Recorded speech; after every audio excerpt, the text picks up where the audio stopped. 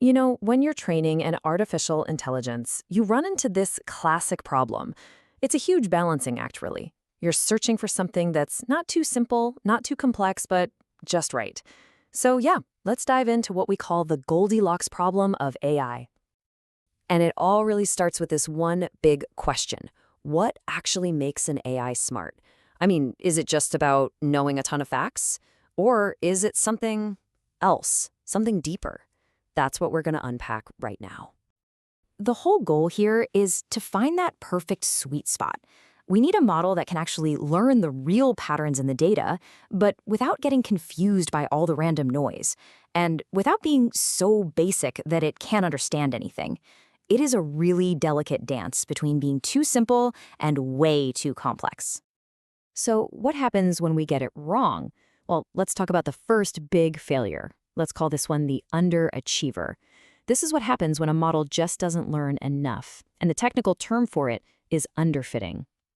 And underfitting, well, it's pretty much what it sounds like. The AI model is just too simple. It's too basic. It can't grasp the real trends that are hidden in all the information you give it. It just completely fails to see the relationship between the inputs and the outputs. And here's a fantastic way to think about it. Imagine a student who doesn't study for a big exam. Not at all. They just show up, look at the test, and start guessing randomly. They have zero real knowledge, so of course their score is going to be awful. That's our underfit model. And you can see this failure in action right here. The model does a terrible job on the data it trained on, getting maybe 50% right, which is basically a coin flip. And then when you give it brand new data it's never seen before, same thing. It fails everywhere. Because, well, it never actually learned anything to begin with. So why does this even happen? Well, usually it's either because the model itself is just way too simple, like having only one neuron to work with, or you just didn't give it enough time to study.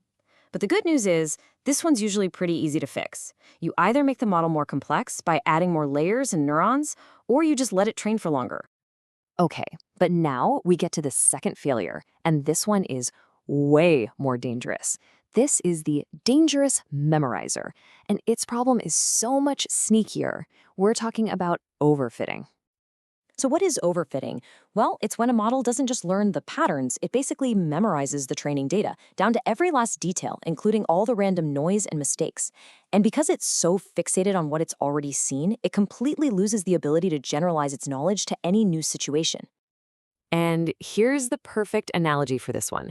This is the student who memorizes the textbook, word for word. If you ask them a question straight from the book, they'll nail it. But the second you ask them a question that requires them to apply what they've learned, to actually think, they're totally lost. And this is where it gets so deceptive. Just look at these numbers.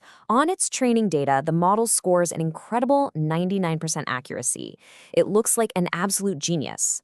But then you give it the real test with new data, and its performance completely tanks, right back down to 50%. It only looked smart. It was a trick.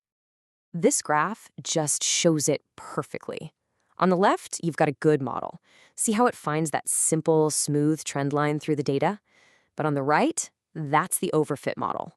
Look at that crazy wiggly line. It's bending and twisting just to hit every single data point.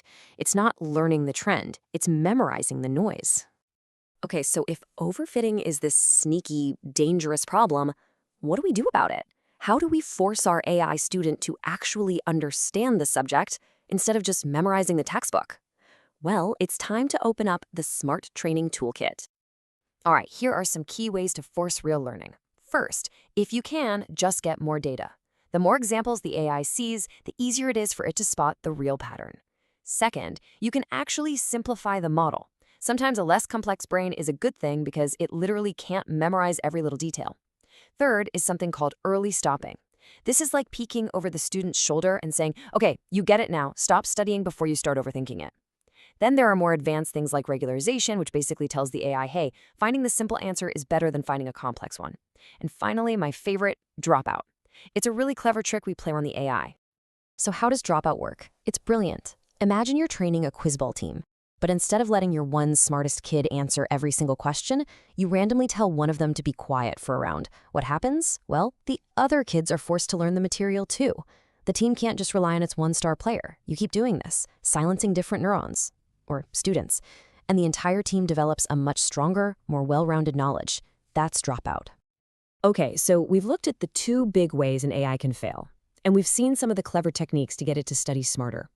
So let's just wrap this all up and talk about the big takeaway here. The massive difference between really learning and just memorizing. So let's just put it all side by side. You've got the underachiever, that's the unprepared student. The result? They fail everything. The fix? They need to study more, which for us means adding more complexity.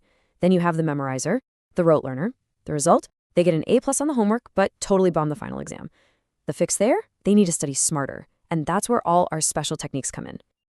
And really, this is the whole point.